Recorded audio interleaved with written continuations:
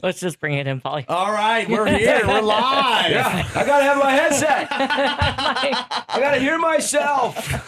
2 songs later. Oh my goodness, TA, have that to was cut it off 20 before it seconds. swears. That was 20 seconds. Hey, there's a clean version somewhere out I there. couldn't find it, so we had to make sure we cut it off in time. Oh, third world producer problems and first world radio jock problems. You forgot your headset right as the show is starting this morning. Greetings, good morning, citations. Hope you're doing well on a Tuesday. If I feel like there's a lot today. I feel like we're starting to get the gravy train starting to load up, and it is coming at us fast and furious. We got Phil Still today on the show. How about that? Yeah. Phil Still. PhilStill.com. Phil Still College Football Magazine. Yes. Actually, 2 magazines. He has the FBS version and the FCS version. We are going to have Phil for as long as Phil's got for us. Yes. We're hoping we can chat football with him second hour. It'll be about 8:30 when he joins us. Yeah, no offense to any other guest, but this is my favorite guest all year. Yeah. I will say that. I think I've been having Steele on for 12 plus years. Yeah. I was having Phil on before you started with me, Paulie. Yes, I know. That's right. I reached out to Phil. I've happened to pick up his magazine, I don't know, 12, 13 years ago. And I was like, holy smokes. And then in the magazine, they used to put, like, if you have an interest to interview Still, reach out. Yeah. Media at philstill.com. So Yes. years ago, I young radio host, I'm like, yeah, I'm gonna take him up on that. And we've had him on every single summer since. And I'm glad that you said it in that way because I agree. Phil is so knowledgeable. Yes. The way he breaks it down, the amount of information. Nerd alert! I mean, sports nerd alert. Yeah, I mean, it's not a nerd alert when it's sports related. Related nerd. Yes. And I mean that in an endearing way. Yes. I love.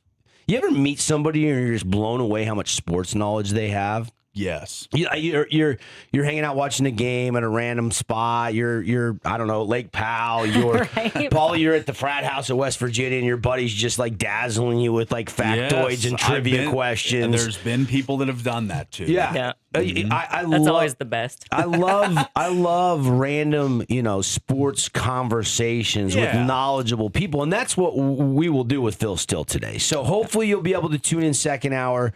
Phil's going to join us 8:30. We'll take him pretty much all the way to the top of hour number 2, and we will talk Utes, Cougars, Aggies. We'll even touch on SUU and Utah Tech. Not only does Phil put out the FBS magazine, but he has an FCS version as well. So that's kind of nice for the great state of Utah because Beehive football fans know that we have 3 FCS teams in the state. So there's a lot of Weaver State, SUU, and Utah Tech football fans around.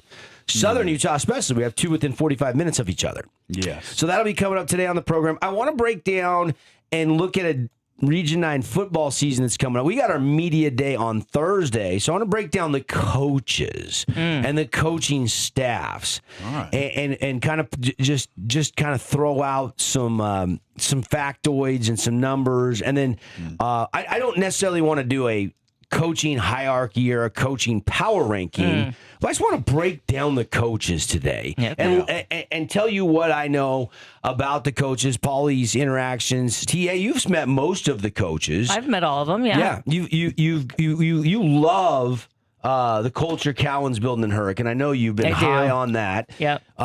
We were all very impressed when we had the new Snow Canyon Warrior coach Zach Tutalele come in. He's young, he's hungry. Then you've got, of course, Will Liebert at Dixie, Ray Hosner back at Pineview, first-year head coach and former BYU Cougar Tanner Baldery, alongside Carl Frankie's offensive coordinator at Desert Hills.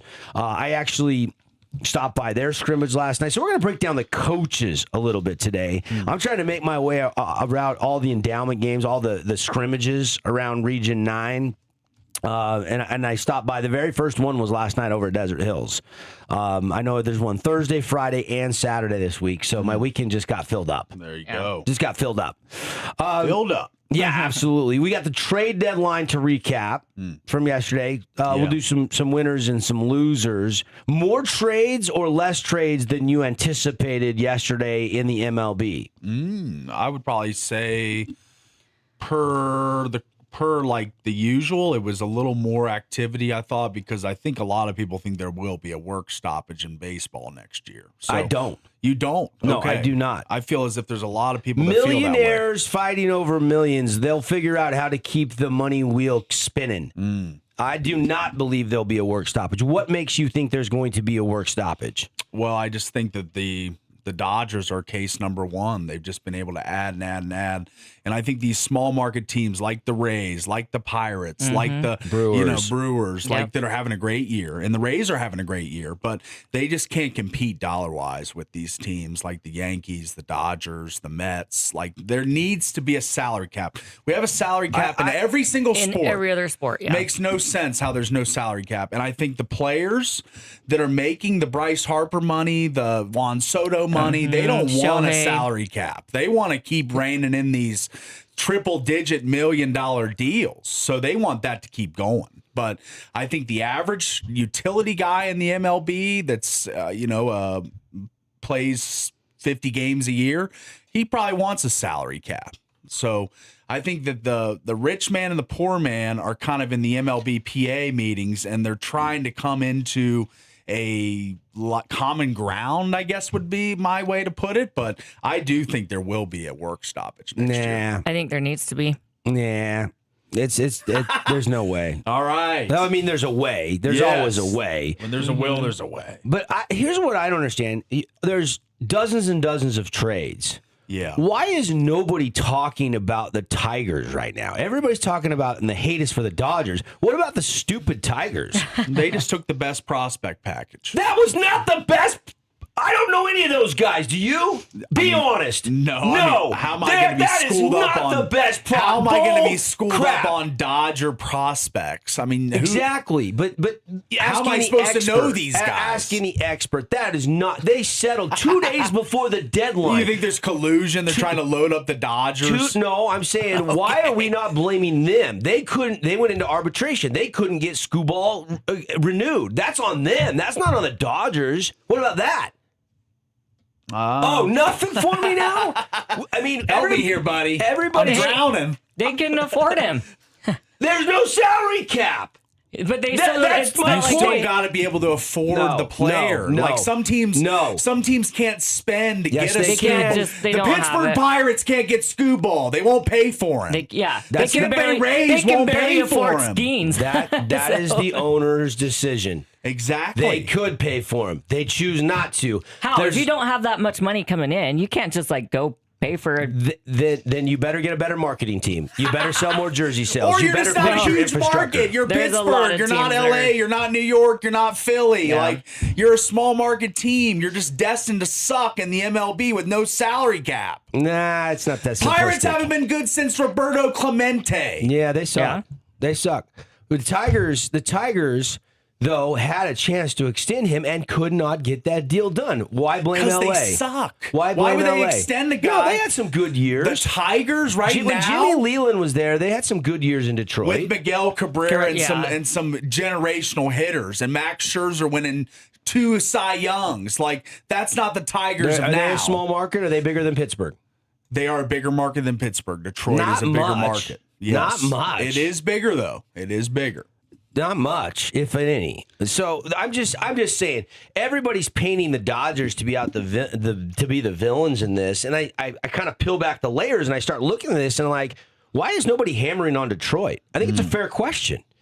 People are hammering on LA because they're up to their eyeballs, like $2 billion in deferred money owed and stuff. I'm mad that the Seattle Mariners didn't sign Skubal. I wanted him. That's fine. You can be upset about be that. Be mad at your own team. Don't be mad at the two-time World Series champs that are probably going to win a third in a row because they're spending the money. I mean, the owners are not pocketing this money. Not everybody can spend the money. That's the point. Not everyone just has frivolous money to throw around for every free agent. You think that the or make a trade? You think the Pittsburgh ownership group is staying in Hotel Sixers right now? I got other news for you, buddy. They're not struggling. They're not allocating the assets to the struggling. baseball team. They may live a fine life. I'm sure they do. They probably live luxuriously, but That's their decision. But they don't spend on the baseball team. The Nats don't spend on the baseball team. Our highest paid player, Steven Strasburg, hasn't played for us in 4 years. You have to. Yeah, I mean, and that's the risk you take, right? That's right. When you overpay, and a guy gets hurt. It happens, but it sucks for teams that can't spend like the five teams that have the unlimited. I'm not checkbook. buying the injury conversation in this equation. That to me is irrelevant. Yeah, any guy on any team can get hurt. I know that's a deep wound, an open cut, and you got salt in it, and I know that stings for you personally, but I'm not buying that argument about Tarek Skubal. I'm not saying he's going to get hurt. I'm just saying Steven Strasburg was at one time an elite pitcher, World Series MVP, and then blew out his arm, and then we're still paying him deferred money. But some teams, once they get bit by the deferred money bug and get burnt like the Nationals did, they're not going to do it again. But the Dodgers, like she said, have $1 billion+ in deferred contracts, kicking the can down the road. Don't you think there's something wrong with that? Not paying up front? You never asked me if I thought there should be a salary cap or not. I 100% agree with you. Well, that's the main point of the work stoppage talk. Yeah, that's the main talk. I just don't think it'll happen. Okay. Well, you are. There's too much money involved. There's too much money. Millionaires like millions. That's right. You know, the last time they tried to propose a salary cap in baseball, what happened? Stoppage. The 90s, Yeah. Yep. But I think there's gonna be too much pressure this go round. I think there's gonna be too much pressure. I think it's baseball is winning right now. Baseball is probably as good as it's been in 10 years. You're seeing runs scored, but you're still seeing, terrific pitching. You're seeing, brand name teams do well. You're seeing some up and coming teams, still small market teams, if you will, make runs like baseball. The speed of the game is vastly improved. The All-Star game was a dud. Home Run Derby was still salvaged, but the game itself was a dud. But there's good things happening in baseball right now. Yeah. But the general reaction around the league is everybody hates the Dodgers. The rich get richer. It's not just the Dodgers. Zahir Hope, River Ryan, and Brady Smith. Never heard of them. That's right. It's a bunch of suspects. Prospects or suspects till they identify themselves as impact players. This is my problem, though. But everyone hated the Yankees in the early 2000s. Sure. It's not the Dodgers. Just the Dodgers. It's just the Steinbrenners having an unlimited paybook or checkbook to pay players, and now the Dodgers ownership has taken over. Do you know how the many different owners the Dodgers have? There's a lot of hands in the cookie jar. It's a group. And collectively, they're all spending. Yeah, that's fine. It's good for Dodger fans. It's not fine according to your take this morning. morning. It's good for Dodger fans, but it's not good for the league. I think there will be a work stoppage. I think there will be. So that's my opinion, and we'll have to note this on, what is today? August 4th. August 4th. We're going to note this, that I said there will be a work stoppage. Tara agreed, and you think I agree that there needs to be. I think it needs to change. You don't think there will be? I don't know, because like you said, We're the not last even time in the it happened, it off-season, killed and you're the baseball. calling for a work stoppage. Like this work stoppage has been talked about for years. Yeah. Because the CBA is ending. The CBA is ending, and the big domino is they're proposing a salary cap. Which every other sport has. Correct. You don't think they can figure that out by spring training? I don't. Why? Because I think there's people that are dug in on their side. So the players, the Max Scherzers, who I think is the head of the MLBPA, he's making $50 million a year from the Nats deferred until 2040 something. Like, and this is the guy and that's you want. The guy you want to listen to, and that's the guy that you're going to argue communicating your case? Between the owners and the players. You think that guy wants a salary cap? Max Scherzer, who's made probably close to $1 billion in MLB contracts. Look. Mad Max. Why are you coming at me like I'm not entitled to my opinion? You're entitled. I'm just trying to sway you with, you're not with a lot of authority me. here. You're not going to sway me. You know who else doesn't think there's going to be a stoppage? A lot of other talk show hosts around the country. All right. You and those talk show hosts can get together and have a nice kumbaya, because I'll tell you, there will be a stoppage. We'll see. Something's got to happen. It's already heated. We got a loaded show for you today. We're hot out of the barrel. Yeah, no kidding. I do think the Dodgers are the big winner at the deadline. Yes. Yeah. And I didn't mean to get into work stoppage argument with you. All I was trying to do was say there's got to be some blame on the Tigers. Yes, the Tigers. For letting the Dodgers win. And what about all the other teams in the league that could have put a better prospect package together? And it's not just Scooball. Tara's team was the beneficiary of another Tiger pitcher, that Casey Mize or whatever. Yeah. I mean, they sold off of some big pieces of the rotation. Tarek Scooball will make his Dodger debut tonight. He will be on the bump, and I think that'll be a little bump in the ratings because I think people will be really interested to see how he plays. Yeah. I know I will be interested. I mean, his last outing in Detroit, he was unbelievable. New venue, new fan base, good weather, a little bit of pressure, wearing a new uniform, 2-time champs. Yeah. You're the big prize at the deadline. I mean, there's going to be some nerves for Scooball tonight, I guess. Yeah. I mean, there's going to be some pressure for him to go out and deal and put on a good performance. If he gets shelled, it's probably a bigger storyline than if he goes out and strikes out 10 and they win 6-2. But the real season doesn't start for the Dodgers till October. This is a team that's poised to make a deep run. And if he loses his first start, does it really matter? I mean, in the grand scheme of things. No, but I understand why everybody's upset. Like, it's the Dodgers. You get the best pitcher on the planet, arguably, and you give up very little to your farm system. Like, I cannot believe Detroit did not hold out another day or two and try to get a better package, even if it is a rental package. Yeah. I mean, geez Louise. You put him with Snell and Shohei and Glass now. I mean, oh my, Yamamoto. This is absolutely incredible. I thought the Cubs did a good job at the trade deadline. I thought the Padres did a good job at the deadline. Did a good job, yeah. Yankees needed offense. They got Luis Garcia hit a home run in his debut last night. Luis, they needed a right-handed bat. They got what's his name? Heliot Ramos. The giant. Is it Heliot or Heliot? I don't know how the first name's. Yeah. I liked my Mariners not being huge buyers, but they did add a pitcher. They did add a bat, a right-handed bat, which comes in and has an instantly better OPS than anybody on the team and is close to Randy Arozarena, who leads our everyday guys in that category. It does give us a plethora of the outfield. I don't know how they're going to shuffle that. We'll see. Dan Wilson gets paid to do that. I don't. But it was fun. The deadline was fun yesterday. Yeah. If the you're Nats sold off a ton of guys. Yeah. Foster Griffin, Luis Garcia, Curtis Mead. I mean, they sold off a lot of pieces to prepare for the future.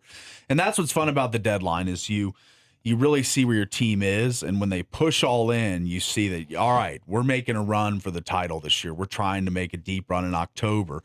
And if you sell off, it's very clear to the fan base that it is not this year. It will be next year. It will be the future. So I did like Arise going to the Phillies. I thought that was a big move for the Phillies. I don't know. I think the big loser was probably Milwaukee. They've had a great season, but they didn't really do anything. Yeah. I like what some of the other National League teams did, like the Phillies, like the Cubs. I mean, the Braves are in first place, so they didn't need to do a lot. They do what they're fine. Did the least of all the other first place teams, actually, which is a little cause for concern for Atlanta fans. I'm sure, but if you're a Braves fan, you like what you've seen this year. It's a bounce back season. Yeah, so.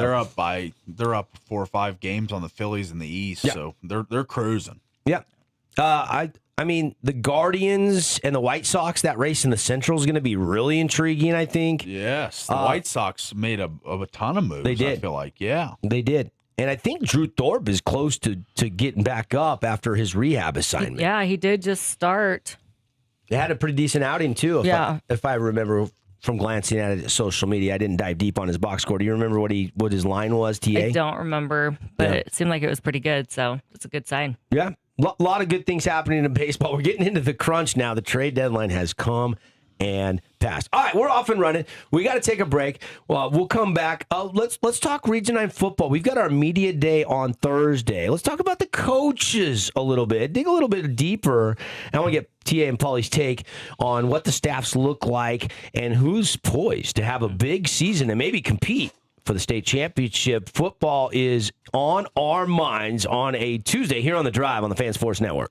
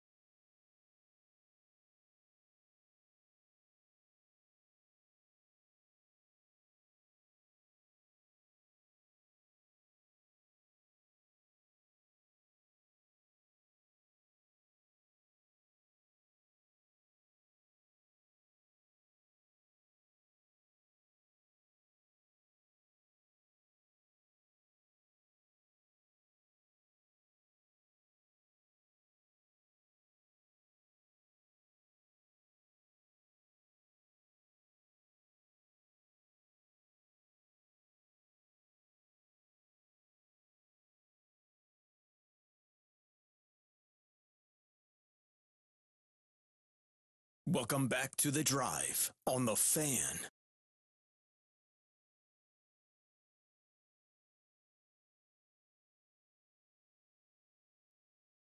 What's up, Southern Utah? It is terrific to have you in on a Tuesday show today, brought to you by our friends at Game Day Men's Health. Game Day Men's Health, since they opened up over a year and a half, almost 2 years ago now, they've been offering constantly free T test. They feel like it's a free service to let guys that get up there 40, 45, 50 plus and older to know what your testosterone levels are. That's why they have in-house labs. You get your results back in 15 minutes. We know you're on the go. We know you're busy, especially Paulie. He's got so much on his plate day to day. Absolutely. And you know what? If you're feeling tired, run down, you sluggish, something's off, maybe you're even feeling a little bit depressed, it could simply be your body's testosterone levels have declined and you're clinically low on T.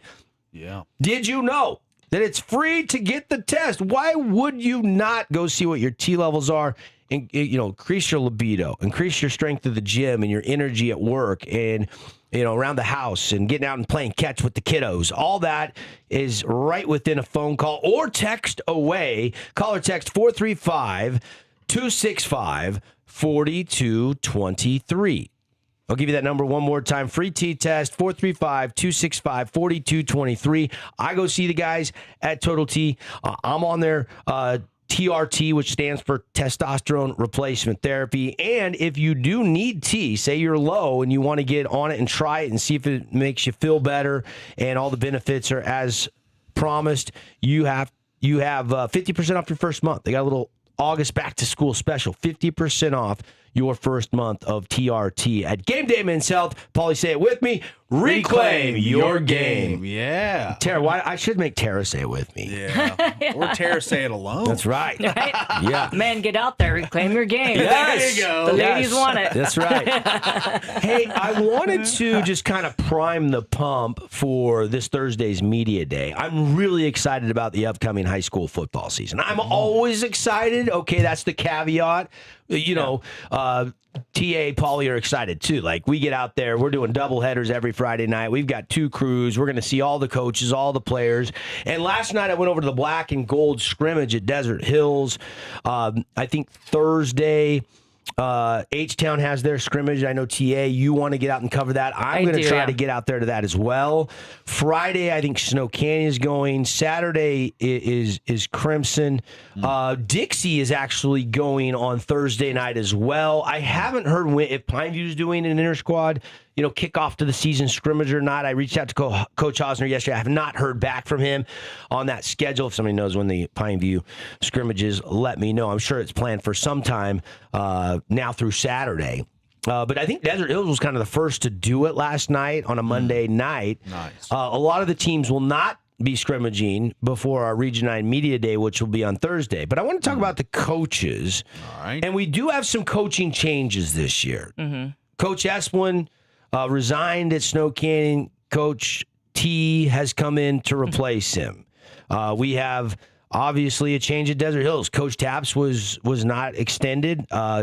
They move off of him, and they promote Tanner Baldery, who had been on staff for a number of years and actually is a teacher at the school, former BYU football player. Yeah. And then they brought back Carl Franke as his lead assistant, associate head coach, and offensive coordinator. And Coach Franke won 2 state championships at Desert Hills and has, a history of his own at Desert Hills and a winning culture. Yep. And then Coach Hosner at Pineview. KJ Boyer, 5-year run there, took over when Hosner had a battle with cancer. It's kind of out there. I mean, you didn't know too much about his health at the start. He was just stepping away to be with friends and family and tackle cancer. #cancer sucks. And now he's beat it and he's back. And I felt bad for KJ, but it's Coach Hosner, and the admin wanted to see what he could do. He's chasing a state championship, something I'm sure that he's always wanted. And he's had some teams that are capable, just never have got the job done at the end of the day. True. And so when you look at the coaches in Region 9, it actually doesn't start with any of those guys. Not Jerry Cowan at Hurricane, although he's doing unbelievable things, and the culture in just 3 short years is absolutely in place. It starts with Wayne Alofapo at Crimson Cliffs. Yeah. Because they have been the team to beat. Do you know how many straight games Crimson has won in region play?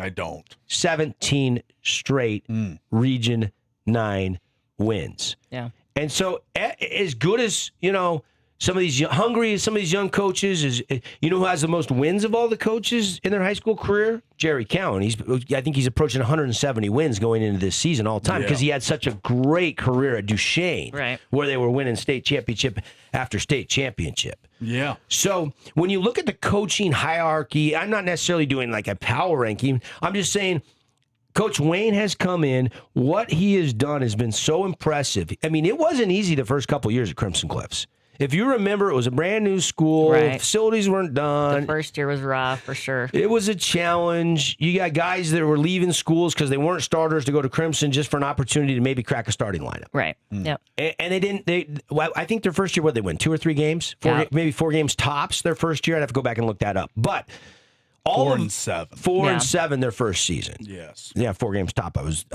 close. The thing this year is they have 1 returning starter back. They had last 2 senior classes have been like 45 and like 55 seniors. Yeah.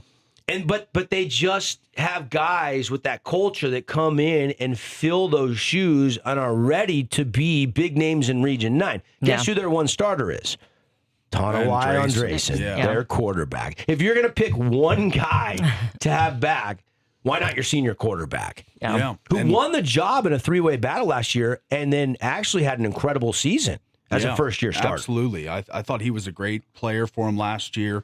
And this is a different dynamic for them this year. They were the 2-time defending state champions. Correct. And they were dethroned last year by Green Canyon, and really what was a stunner, I thought, in the playoffs. So, I mean, maybe we saw a little bit from Green Canyon. I remember calling the Green Canyon Desert Hills game earlier in the playoffs. They knocked Desert Hills out. It was 10-3. And I'm like, I did not think Green Canyon was going to be capable of scoring enough points to beat a team like Crimson. Desert Hills, okay, but not Crimson. Desert Hills was a 2-8 team last year. And they only lost by 7 to Green Canyon. That's right. So it was a shocker. And so I did not see that coming. And you got to tip your cap to Green Canyon, and there's some hype around them again this year. Yeah. They got a kid that's a 4-star kid, I'm pretty sure. Yeah.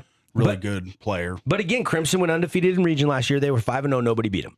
They were 10-2 overall. They dominated this region for years now. Yeah, I mean, they lost to, who was it, Lone Peak or somebody, one of the big schools they played early last year. Yeah. Yes, 49-14 to Lone Peak in the opening week of the season. And they play them again in the opening week of the season this year. No Pula brothers this year, though, for Lone Peak. So maybe a little more doable task for Crimson in this game. But, you know, they lose to Spanish Fork.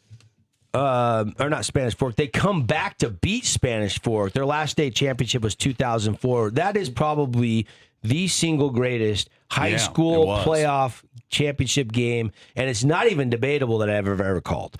I mean, we were going bananas in the broadcast booth. I remember looking over at the K-Jazz monitor when K-Jazz gave, I think it was the Vest kid from Spanish Fork, the player of the game, and he had all these rushing yards and like 3 touchdowns. And certainly he was deserving of the player of the game. If they win the game, they prematurely handed that award out. I mean, I remember looking at the Crimson sideline, and guys had tears streaming down their faces. Like they had, but the starters and the guys on the field, somehow, some way, in that 2024 state championship game came back, and that was one of the most amazing, unforgettable, storybook, make a movie endings you could ever script. 57-55. And I am sick to my stomach about one thing. I don't have a radio copy of that game. I have searched high and low, and I think it got absolutely just inadvertently deleted or something, or went off the server or the hard drive. I cannot find a copy of that game. Oh, man. We were doing a radio-only call on that game, so it's not like I can just go check the YouTube thumbnail. Right. But they did have a major loss in Major Stokes and Andy Stokes. Yeah, it's big. Andy Stokes, Wappa Valley, came to St. George, played here at Dixie Junior College, was Mr. Irrelevant, the last pick of the NFL draft, had a couple years with the Patriots, bounced around a little bit. And Major Stokes has got about every major offer from every university in the country. And now he's an Orem Tiger, and his dad is the head coach up in Orem. That is a huge loss. But knowing Coach Wayne Alofapo, it's plug and play. Certainly you can't replace him alone, but collectively as a unit with that Crimson culture, you can figure something out and still be the team to beat. But the gap seems to have closed a little bit. Major Stokes is the number 3 player in all of Utah, committed to Michigan. Yeah, I know. I saw him on his official visit. I was watching his mom's post, and man, Michigan's facilities look awesome. I was watching that a week or two ago. Looks pretty cool. Of course, Kyle Whittingham is there now. Yeah. The Utah ties. He's going to recruit the state hard, and Major's a good pickup for him. Number 32 player nationally at the edge rusher position, or number 8 edge in the country, number 32 player in the nationally, regardless of position. Yeah. So it's a big loss. It's a big loss. And last year they were the 2 seed, and they lose in the semis to Green Canyon. Green Canyon, though, was the Cinderella story. They were the 14 seed. Yeah. They've got 4 region titles. It's the newest school in the region. The winning streak is in place. They have a new offensive coordinator, Keelan Weiss. Keelan Weiss is the new OC, and he's been there since the get-go. And he's been working with the offense, and he's probably a guy that hasn't got the recognition he deserves. And, to promote a guy from within, he's sat there working with the offense, working with Coach Stokes. This is a guy that Coach Wayne Alofopo has all the confidence in the world in. And so I don't think they're going to, miss a beat, so to speak. Certainly, I loved Coach Stokes and got to know him really well over the years, but I'm not worried that Keelan Weiss can't do the job. I'm very confident he can step in and do some good things. So Crimson, I start there because they have been the team to beat in Region 9, Paulie. Would you agree with that? No, it's indisputable. You got to say that they're the top dog right now. I think in region there hasn't been really many defenses that have been able to stop them, and offenses that can score on them. It's been a problem. They've got a fully 3-faceted game with special teams, defense, and offense. They're all locked in, and they play really well as a unit. I mean, that's really one thing that's been evident for me since when I first moved here. There was no Crimson Cliffs. It was Region 10 at one point we were called, and so them being added into the region has they've kind of been the Grim Reaper for other teams. It's been hard to beat this team in a full game. So the region record speaks for itself. So this is the top dog, and until someone knocks them off, they remain in that spot. Cade Shaw back at running back. So you do have the backup running back that saw a lot of meaningful reps back there in the backfield with Tonawai Andresen. Crimson is going to always be right there in the mix. And it's been fun to see Tonawai develop. I know his dad, Micah, we chat a lot. And, usually at the football fields, he's, proud dad. But, man, he has raised some really good kids. And, I thought in his first year, getting them to the semifinals was a huge first season for Tonawai Andresen.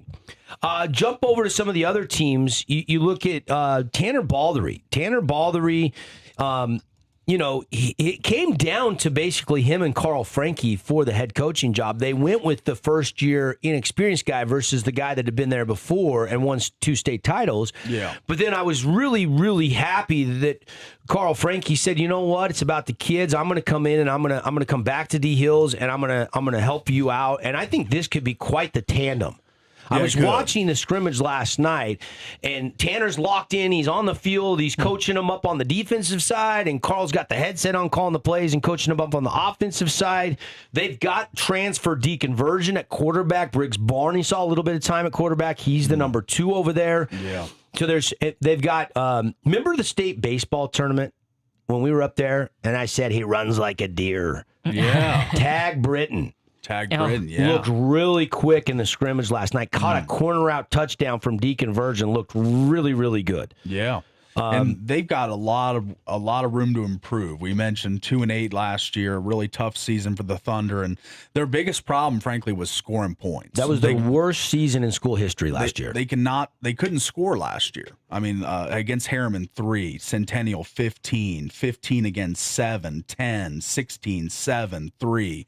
Like they just could not score points offensively. So I think with the transfer quarterback and they didn't have a passing game. They were one-dimensional. Isaac Andresen Grayson was the only thing that could really do anything on the ground. Yeah. They tried. they were playing a Max didn't linebacker, play good. quarterback They, at they, the end, they and- switched 2-3 quarterbacks. Yeah. Ultimately went with a young Barney at the end of the season. Then, Yes. then back to Max. I mean, it was just a disaster last year on the offensive side of the ball. There's only 2 or 3 coaches even back on that staff. One of the more exciting things is they've got Gabe Sewell on the staff. Oh, cool. Which is Panay's older brother, Yeah. Nephi's older brother. He played there. I remember calling his games. Frankie guy. He played for Frankie, right? Yeah. Yep. I mean, this they won a state championship with Rick Barry as the head coach in his last season before he resigned. Against Crimson. And Coach Tapps took over. That was at Greater Zion Stadium. 30-14. It was packed. Yeah, I we remember did that game. night. Yeah. We called that game. That was packed stadium. So Desert Hills, coming off a bad year, I think has an opportunity to be the most improved team in the region. And I think they're right up there. They are one of the teams I think that is going to make a big jump this year. Not only they get Deacon Virgin transfer, they got Brady Christensen at tight end. A lot of familiarity with those two. And they got J.J. Malafau. Malafau. I said it wrong. Yeah, I think they got both the brothers. Yeah, and then his little brother as well. One's a junior, one's a senior. Troy is the junior. JJ is the senior. So they've got 6 starters back on offense. So watch out for big strides from Desert Hills. Jump over to Will Liebert and Dixie. They only have 1 starter back, and Coach Liebert's trying to instill the culture. He's a still young coach in this region. He's going into year 2. Yeah. So it's going to be really. They had a lot of kids leave the program. When you have a down year, you have a lot of kids bail. Much like Desert Hills season last year, Dixie was 2-8 and 0-5 in the region. So only way they can go is up. Yeah. So got to hope that there's a little more continuity. Coach Liebert's an offensive line guy. He coached offensive line for Coach Munkers. I thought that was one of their bigger issues last year was keeping pressure out of the face of the quarterback and in the pocket. So hopefully in year 2, I think the trenches will be much better under Coach Liebert. And I really like Coach Liebert. And I thought, he moved. Cody Wilstead is not the OC anymore. Actually, Cody Wilstead is going to be in the broadcast booth with us doing a few games this year. Cam Morby is the new offensive coordinator. Yeah. And Cam has been in the youth program forever, and I know Cam. I don't know him well, but I know that he has given a lot of time and effort to football. He's helped with the JV and the freshmen and the sophomores, and he's brought a lot of youth teams up through the ranks and handed them over to the varsity coaches, and now he is going to be the OC. And how about Misi Tupe is now the new defensive coordinator at Dixie? Brings in some experience for sure at the college level, coached a lot of high school teams, so Mise should be a really good hire. Yeah. Riker Mulstein, the Flyers' new quarterback. We saw him. We went up and did the Highland game. The Highland game. And in that game, they were getting after the quarterback, and Virgin is not as mobile per se, and he was banged up. And Mulstein came in and gave them somewhat of a little bit of a start. And that's the only sample size I have of Riker. Yes, I forgot about that Highland game that he did appear. Oh, you couldn't forget the setup. Yeah, no kidding. Oh, I don't forget the setup. The internet firewall had Tara pulling your hair out. Yeah, we were in that tiny little box. Stay out of my way, Polly. Sun was right in my face. Couldn't get Wi-Fi. Couldn't get She the was Wi-Fi. melting down. The good news is we got on the air. We figured it out. We got there. Yeah, that was one of the more stressful pregame broadcasts. Oh yeah. We got there plenty of time too. Oh, It's yeah, not we were like so time early. was like a Thank constraint. goodness. Yeah.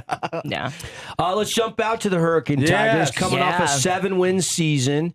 Coach Cowan, year 3, here we go. Yeah. We've seen huge improvement with Coach Cowan. And this group, he's got a lot of guys, got valuable varsity time. Brett Harrison is the offensive coordinator. Yep. This is going to be maybe the year they break through and win the region title. A lot of There's a people, chance, yeah. myself included, believe that is very possible. They got 5 offensive starters back on offense. They do lose their quarterback and some skill guys, but they have 8 back on defense, including Tanner the Wrecking Ball Matua. I know, He's I like my him. favorite Yeah. player in the region on defense. He's just a game wrecker. And 7-4 a year ago, 3-2 in the region. They had losses to Grantsville 13-12, Crimson 21-16, Pineview in a shootout 31-27, and then they did lose to Provo in the playoffs 28-13. But I do believe that this is the year they take off. RJ Yeah, Allred. they're my favorite. RJ Allred is going to be a plug and play. He saw a lot of time in the backfield, but he was behind some stars, so he didn't get a lot of reps. But this kid is going to be really, really good. Yeah. McRoberts, Connor Clyde, some of the pieces of years and years and years. Brody Jacobs, they all depart, I think. Yeah, so. they lose Weiniger. They lose some guys. They lose their some best guys. backer, leading tackler. But Cannon Cohen. Yes, he's Cannon the guy. is the coach's son. He's going to be your starting DB safety probably, and your starting quarterback. And he's a run-first quarterback that should fit in to Hurricane system really, really well. I think that Cowan had a 3-interception game last year. He had 4 on the season. I think I was there for that game. Yeah, he had 3 in a game, I remember. So Titan Borchard, I always forget. Borchard. He had 4 interceptions as well. He returns as a sophomore, coming up as a junior this year. Matua will be a senior, had 5 sacks a year ago. They got a lot of pieces on defense coming back. So this could be a very good defensive unit. I would be shocked in the combined media and coaches poll on Thursday that they're not 1 or 2 in the region standings. I think there'll be some hesitation from some because Gabriel departs. Yeah. But I think I will still put them very, very high. Well, that's what I'm saying. If you have them as low as 3, that's it. Yeah, I mean, I don't know how you could put them lower than 3, seeing what Jerry Cowan has done the last couple of years in a preseason poll. Yes. When we've seen this junior and senior class now starting this fall do some really good things at the youth football level, coming up through the ranks. They've had some and that matters. I'm telling you, when you have winning kids coming through 7th, 8th, 9th grade, that carries over when you're varsity. You know how to win. Yeah. And Jerry Cowan knows how to coach winners. That's what he's done at Duchesne, and that's what he's done right out of the gate in Hurricane. So the 3 leading rushers, McRoberts, Jacobs, and Gabriel, are all seniors. So it will be a different backfield for the Tigers. And they've got to replace, like I said, Weiniger, their leading tackler. There is some shoes to fill, but I'm confident they have the bodies and the numbers to do that. Oh, yeah, I think absolutely. Jump over to Pineview. Coach Hosner back. Not many starters back. The big storyline for Coach Hosner is after a 5-year hiatus, he starts his 22nd year in total at Pineview. So he is no stranger to Region 9. And pretty exciting to see Coach Haas healthy and back. And Dre Smith is now going to be the defensive coordinator over there. And there's a lot of hype around one kid, and that is Coy Doman. I've heard about this guy. Oh, I've been watching his summer. I've been seeing some highlights. He has had an unbelievable offseason. You've got some dudes back at running back, and this is going to be a lot of fun to see Coach Hosner make another run in the state title in the next couple of years. And then you jump over to Snow Canyon really quickly. I know we got to get to a break, but Zach Tudalele, when we had him hired, we had him on the show, and I was very impressed with this young coach. He's under 30 years old, young family, but he actually had some time with Coach Hosner. He played at Snow College. He's played under some great players, and I think he's really going to relate to the boys and take them in a different direction that they had been in with Mike Esplin. I thought Mike Esplin was great. He was alumni, but I think Cody Johnson will do an incredible job. He is a scientist when it comes to the play calling. So Tim Nowatzki is no longer the OC. He goes out with Coach Esplin, and now it's Coach T and Cody Johnson running the show. And they got Parker Olson back at quarterback. That's the one thing. There's a lot of quarterbacks coming back that started as juniors last year. Absolutely. He threw for 2,166 yards, 16 touchdowns last year. I've seen Slinging the Pill in some of these rankings have him as high as number 3. Just wetting your whistle for Media Day this Thursday afternoon. Tune in on our YouTube or on the radio right around 4 o'clock, and you'll hear from all the coaches and select players on the Fan Sports Network. Quick break. We're back talking sport.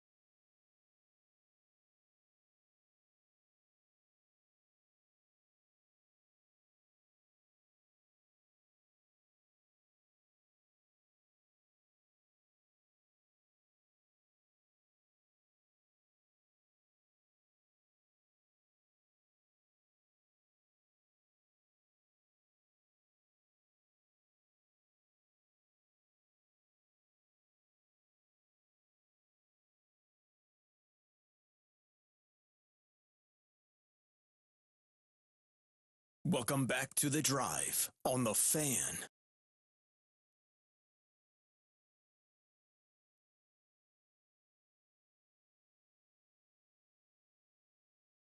Welcome back to The Drive on The Fan. Buddy, we're back. I'm lip syncing. Above the Mendoza, buddy. I know, right? It's just 500 line.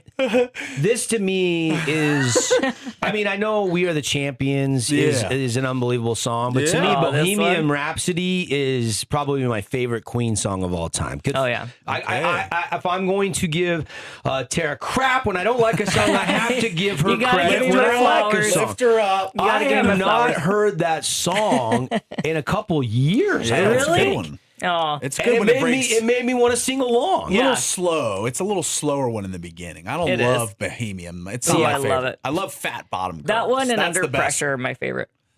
No truer statement have you ever said. What? You love fat bottom girls. Yeah, I know. Yeah, exactly. I like the song. I like the song. The Yeah, song, excuse yeah. me. Excuse me. You know who's waking up singing a song today is Bijan Robinson. Yeah. Yep. He got paid. He did. The two-time Pro Bowler has signed a deal, 3 years, worth up to $75 million that will now make him the highest paid running back in NFL Yeah. history. Worth it. 51 million guaranteed. Yes. Worth it. Yep. He is worth it. He joins. He tops, different. Tops the list. This is the list of the highest paid running backs in order here. Bijan, annual average value, $22.25 million. That's more than Saquon Barkley. More than Yep. Saquon at $20.6 million. He comes at number 2. Christian McCaffrey, number 3 at $19 million. Devon then- Achane, Oh. $16 million. And Derrick Henry, $15 million. Brees Hall somehow makes the list at $14.5 Where was million. JSN? Running backs. Running Oh, backs. We're sorry, talking sorry. running backs. Yeah. Jameer Gibbs is holding out Checked for a new out for a second. contract. With this domino falling, go with too. Bijan getting a record deal, Yes. this probably helps Gibbs. Oh, yeah. In his And contract. Jonathan Taylor and all these guys that are holding out for Yeah. deals. I think that him signing really expedites the process on other guys inking their deals. And I like that Bijan had been holding in. We have a new term in sports last couple of years. It's Yeah. called holding in So instead you of don't get holding fined. out. It's just a scam. You're at not to get practice fined. and you're there and you're with the team, You're but wearing you're the gym not. clothes. You Yeah. got the Nike gear on, hanging out. Yeah. Right? So he's going to be the running back in Atlanta through 2030. worth He's it. only 24 years old. You're getting his prime. I have no problem with his contract. if 8th you're overall Atlanta. pick, and Gibbs was the 12th pick in that very same draft. Those two running backs, probably the top in the league as pass catchers and complete backs. You know, we see these running backs like Derrick Henry. He's a beast as a running back, but what does he give you out of the backfield catching the ball? Not much. Here's what I- Bijan is a legitimate. You could put him at slot receiver, and he could be good. Here's what I don't understand. I think Bijan is more valuable to Drake London. Do you? Yes, But Drake London already got $141 million for 4 receivers years. are paid more than running I backs. know, but I feel like Bijan, because he can be a threat out of the backfield, he touched. You know, if Drake has 10 catches, it's a huge day. If Bijan has 14 or under carries, you're going like we were last year. Why is Atlanta not feeding Bijan the ball more? Well, who they have, the Didn't you- BYU guy, what was his name? Algier, that was stealing carries. Well, oh, and man. you keep a guy fresh. Yeah, and I get Algier it. is very good. He's fine. He was but more of a. I would just keep Bijan on the field every play if I'm the Falcons. You extended Kyle Pitts. yes. Okay. So The offense is taking shape here. I mean, can Penix deliver? That's the big question. yeah. Bijan waking up happy, I would think. Unless he wanted more. Unless he wanted more. I don't think he's happy today. I think he's mad. He signed for $75 million. Yeah. Is- Drake got 141. I only got 75. Yeah, he's upset. He's calling the poor I don't know. He looks pretty happy. Paul and I and Tara combined probably won't make $75 million in our lifetimes. He's getting it in 3 years. Hour 1 of the books. Thanks for listening and keep us locked in. Hour 2 coming up.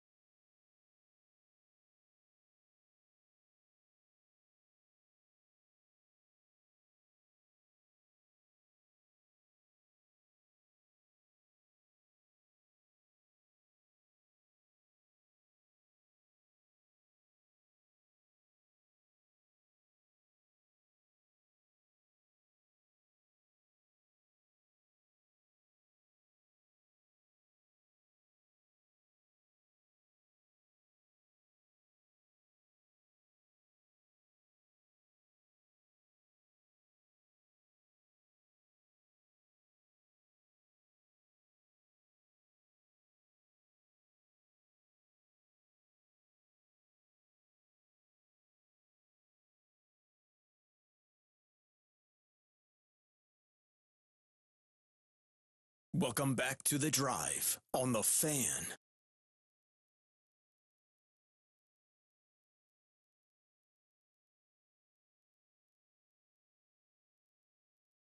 Hour 2 here on the Fan Sports Network. Thanks for locking us in. 99.5, 95.3 in St. George. Coming at you 93.1 in Cedar City. They're gearing up to defend the title in football. Coach Hyatt. Yeah. We've got, it's kind of weird that Region 9 football doesn't have Cedar in it anymore. And, of course, coming at you 1400 in Parowan. SU's going into, what is today? Camp day number 5 or 6. Lane Fitzgerald. They were picked high up there in the, was it the media poll? They were 6th. The coaches poll, they were 7th in the Big Sky preseason rankings. Of course, Utah Tech picked down at the bottom as the newcomer. SU, there's a little bit more familiarity with them, and they've had, a couple 7-win seasons in a row. Yeah. That hasn't been the case for Tech, but we were at practice last week, and I actually liked what I saw. I thought things were smooth. I thought the quarterback play was improved. I thought Deacon Hill looked healthy.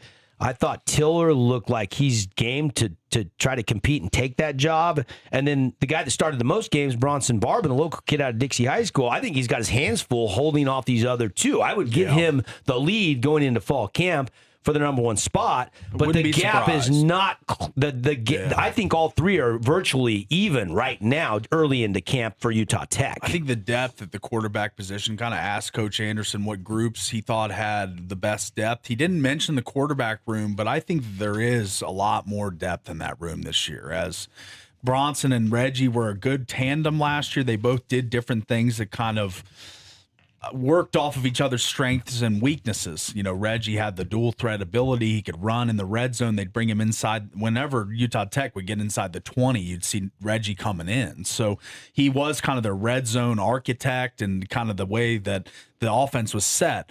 But this year, I could see Bronson starting game 1 at Montana State, starting game 2, BYU. But I think the leash is extremely short when you've got as much talent as they have behind him this year. And if the leash is short and he doesn't do well, did you really pick the right starter? So I don't agree with you. So I'm asking the question. You don't agree? Okay. I think whoever wins that job wins that job. And keeps it. You run. You think now I'm not saying you don't change if they don't get the job done. Later in the season. Yeah, that's what I'm saying with the leash. But don't you want to send your quarterback out there saying you're my guy, Paulie? You can. Yeah, I believe in you. You won the job. You threw the best passes. You ran the offense the best. You're the best leader. And now go get it done on the field. We're talking about practice, man. Talking about absolutely, and everybody the great does words it. of Allen Iverson. Oh my gosh, the dumbest quote of all time. You're going to quote the dumbest. We're talking about practice. Yeah, and in that context, Iverson's saying practice don't matter. Well, I'm saying Paulie, games matter more. Games matter more. Okay, but if you go out and play terrible against the first 3 opponents and throw 6 interceptions, you should still be the starter just because you're the guy out of camp and you're our man and whatever. But you quoted a quote that's downgrading practice. I and just use it for comedic effect. Okay. No, it's for comedic effect. Fine. Everybody's laughing out loud. LOL. LOL. Okay. You guys always rain on my parade. No, I'm not raining on your parade, but you quoted a quote where he's saying that practice doesn't matter if you remember the context of the quote. That's all I'm saying. Hey, you play how you practice, buddy. Oh, look at her chiming in there. There has been piling on me. No, look, for Utah Tech football, Paulie, there has been seasons where we didn't have a true number 1, and I didn't mind playing 3 giving guys till somebody grabbed the job in the game setting, which you're alluding to. You're not wrong on that. But doesn't that normally bode pretty rough if you're playing like 4 guys and stuff like we've seen in past years with Coach Peterson? Coach Anderson played 2 last year. We saw Arch Manning his freshman season have a little bit of gadget come in. He packages. Yes. I'm talking about different starters. I'm talking different starters. I want a guy. That year we had the guy from Hawaii. What was his name? Boone something. Boone Abbott. We had the guy that actually was, I think. Yeah, Boone Abbott. I could be wrong. He was a Hawaii transfer. And we had him. We had there was the Hobart year that we had a good offense. We played like 3 or 4 quarterbacks that year until we found the right guy. And he ended up going to Tarleton State, I think, that guy that we had that was pretty prolific. Gabalis. You're talking about Vic Gabalis that came from Wazoo. Correct. He did not come from Hawaii. Boone Abbott did. Yeah. Boone Abbott came from but Hawaii. Gabalis ended up getting the job and had a pretty good year. He did. They beat SUU at the end of the year that year. It was a pretty good end of the season. And then there was a massive portal exodus. Stutzman left. And then, the next season was what it was. But I think this year, if the offense can score points, they're very, very, very high. Something they've struggled to do. That's right. I understand that. And I think I talked about the vertical shots. They got to take more of them. But defensively, they're very confident in their defensive secondary. We heard Coach Anderson say, and when I asked him what positions have a lot of depth and quality, he said the defensive secondary. And I think if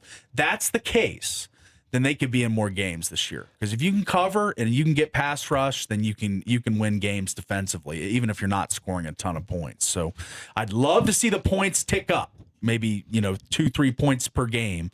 But if I think they're going to play some solid defensive football this year. Yeah, I mean, 2-10 season, there's tons of room for improvement in every department. When you look at the record alone, you have 4 starters back on offense. You have, I think, 5 starters back on defense technically, but they've got a lot of shoes to fill because of the portal. A lot of guys moving on.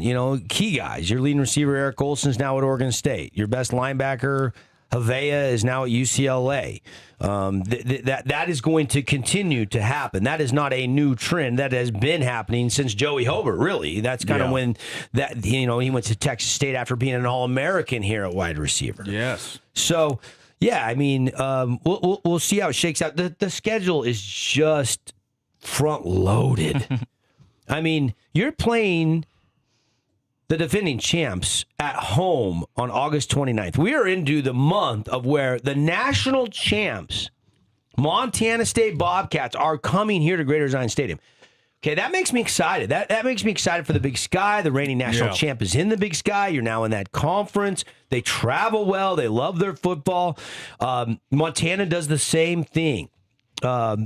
Eastern Washington, I believe, travels okay. I know Idaho State are starting to rebuild fan bases. Idaho had that run with the FBS, and then they dropped back down to the FCS. Yes. It's kind of, but Idaho and Idaho State have put some really good coaches in place, and they're both two programs that are on the rise. UC Davis has been really good for a long time. Yeah. Cal Poly's always tough to beat. Northern Colorado, NAU, Portland State, they've kind of been the bottom feeders in football in this conference. There are no guaranteed wins on the schedule for Utah Tech. I don't think so. And then you got the rivalry with Weber State. Weber State has not been good since the Jay Hill era. And I don't think NAU is a pushover. They beat both Utah Tech and SUU last year. So I don't think that they're just a bottom feeder like you're alluding to. They have been in the past. Not last year. You're not wrong.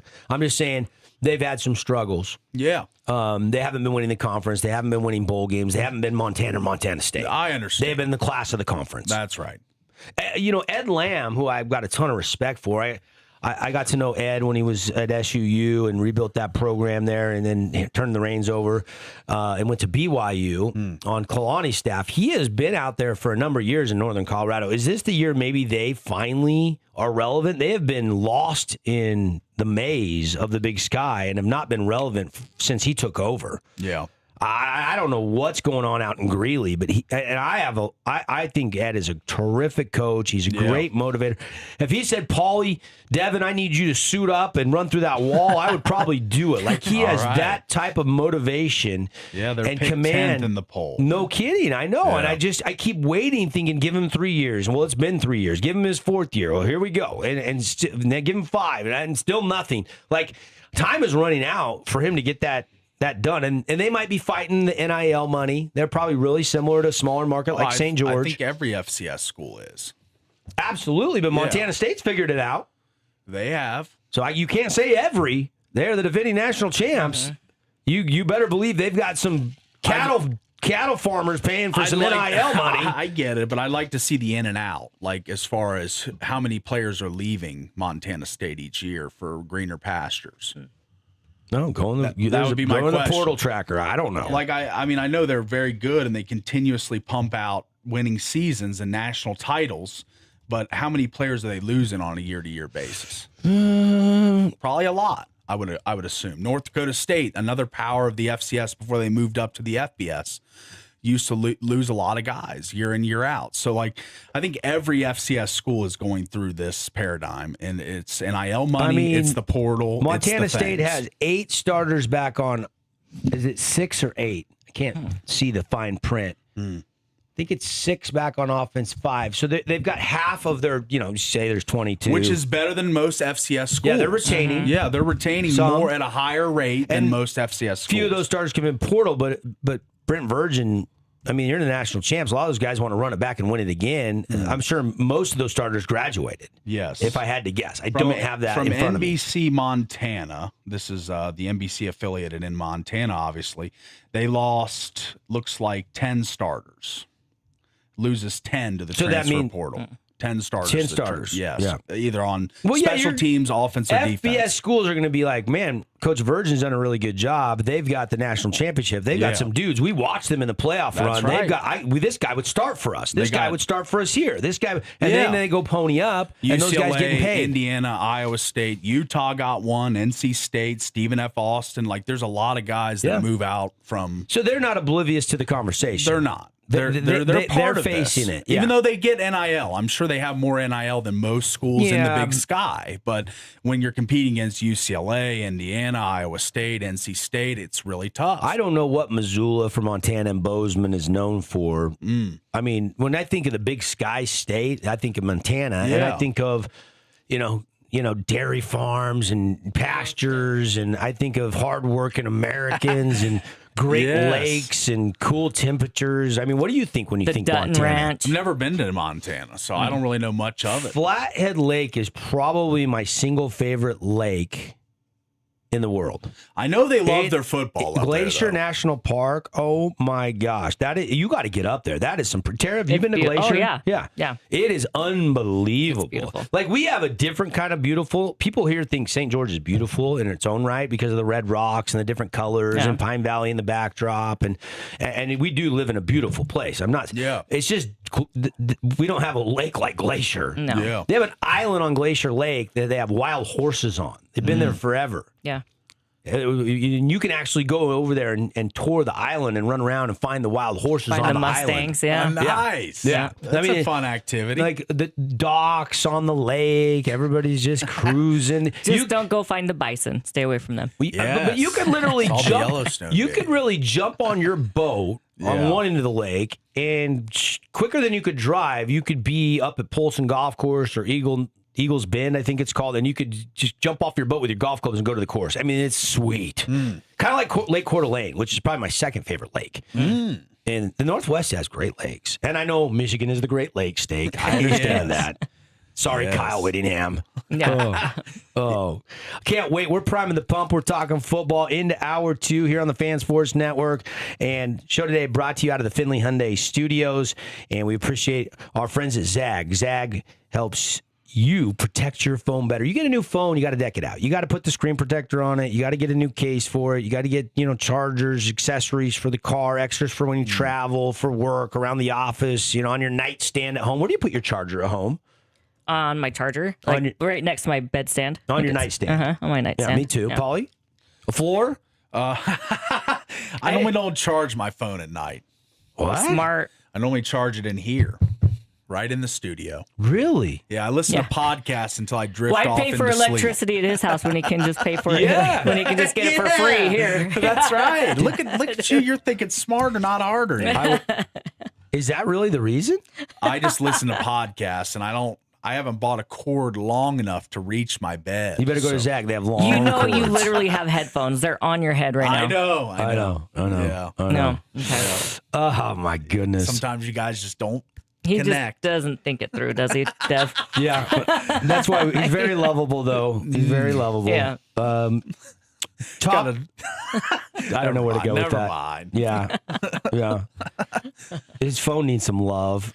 So Yeah. you just wake up and your phone could be anywhere. It's just in the bed cover, 6%. Yeah. That would drive me nuts. Yeah, me too. But I got to charge in my car, and I got power outlets here. I And know. I get here at like 5:20, so I got plenty of time. So by the time he leaves, it is all charged up, ready to go. Oh, you're right. I haven't even done it today. I need to get going. Oh, Let's boy, see what here it's we go. at. It's at 47. 40. What model is that? 17? 17. Okay, see, here's the thing is I still have the 14. Yeah. Yeah. Like I don't change phones until Apple makes them break. I swear to goodness. Yeah. Yeah. And so I've Your noticed battery's struggling, I bet. it's starting to struggle. So I have to have a full charge in the morning or I won't make it to Till noon. noon? Yeah. You know, so but I sit mine on. And, Yeah, that and if I thing's bump slow. it, if I bump it in the night or whatever, You like those touchpad things. love 'em. I hate them. They take forever to charge your stuff. when you're sleeping, who cares? Well, I don't charge when I'm sleeping. I charge during the day when I need to use it sometimes. So He just plugged his phone in, ladies and did. gentlemen.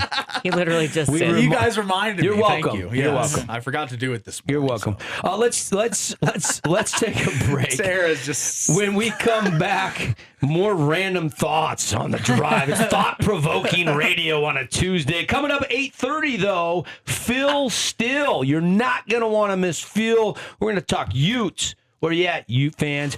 Morgan Scally era is here.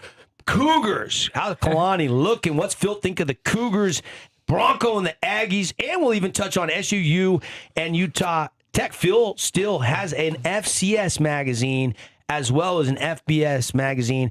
Books a Million, Barnes & Noble. You can go to philstill.com. You can get a digital copy. You don't have to pay the shipping if you Yeah. get the free digital copy. The only thing I don't love about the free digital copy, you can go full screen. yeah. But if I'm not USB'd to my bigger monitor at my desk, Oh. the zoom in compartmentalizes it so I can read it. So I like the actual magazine better. I like the hard copy, Yeah. but I'm getting used to this digital. I like it as well. Yeah. Got to take a quick time out. We're back to the Finley Hyundai Studios in a flash.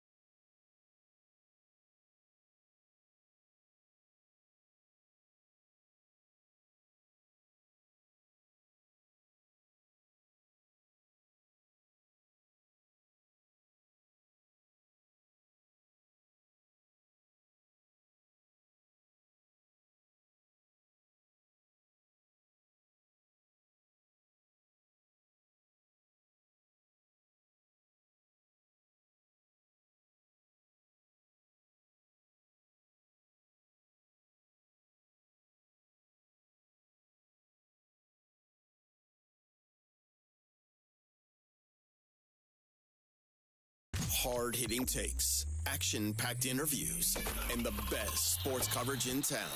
It's The Drive with Devin Dixon and Paul Ratliff on The Fan.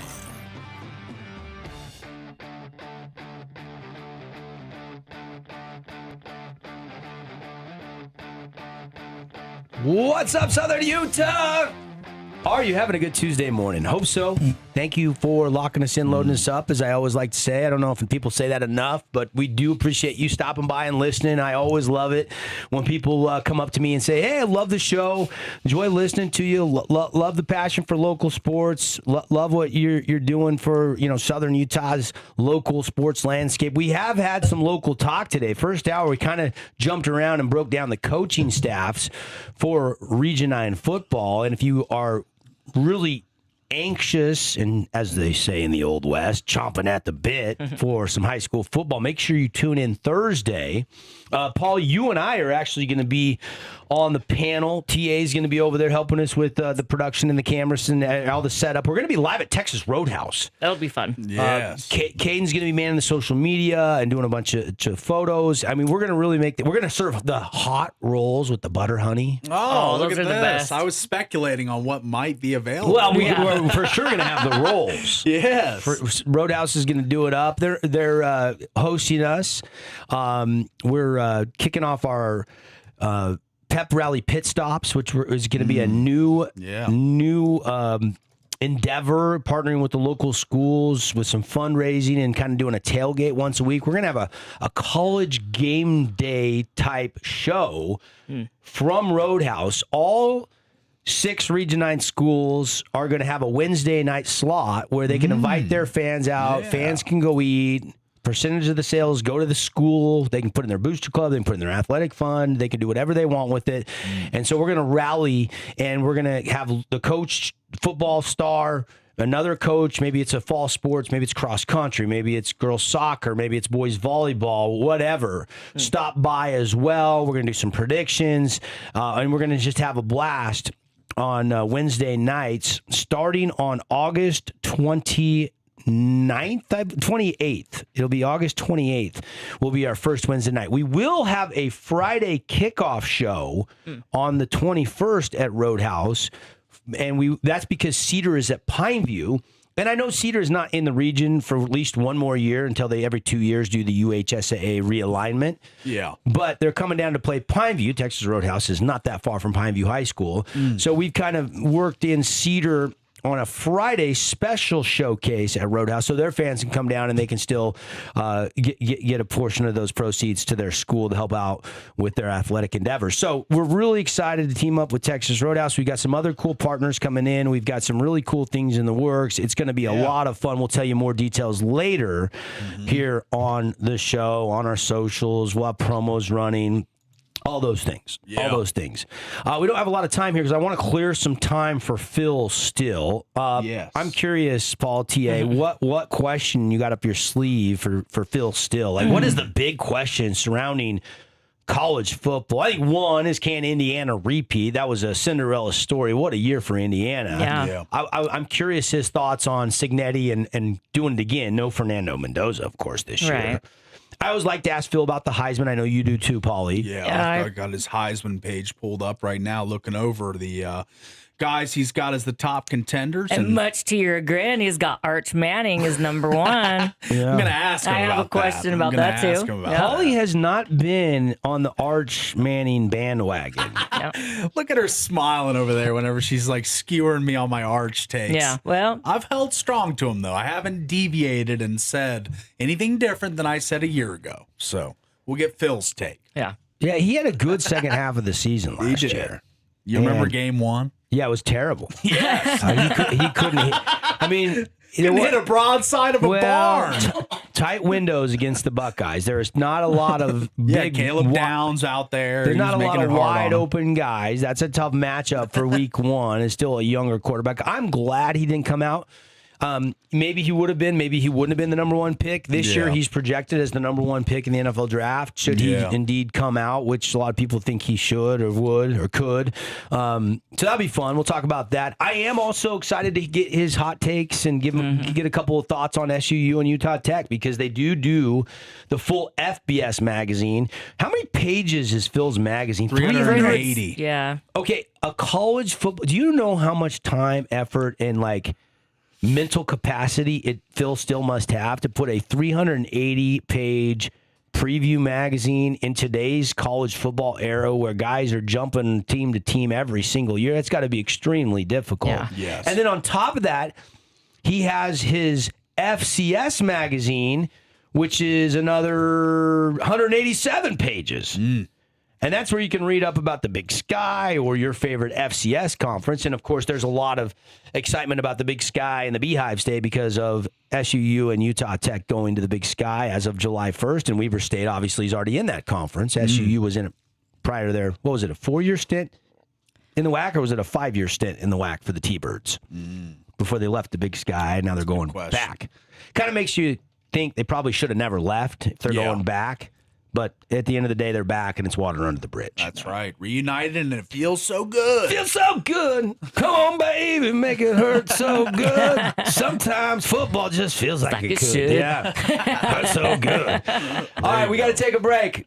And Phil's still on the other side. We've been hyping it. Hope you enjoy it. We'll come back with the man himself and talk more college football. All our local teams getting broken down next on The Drive.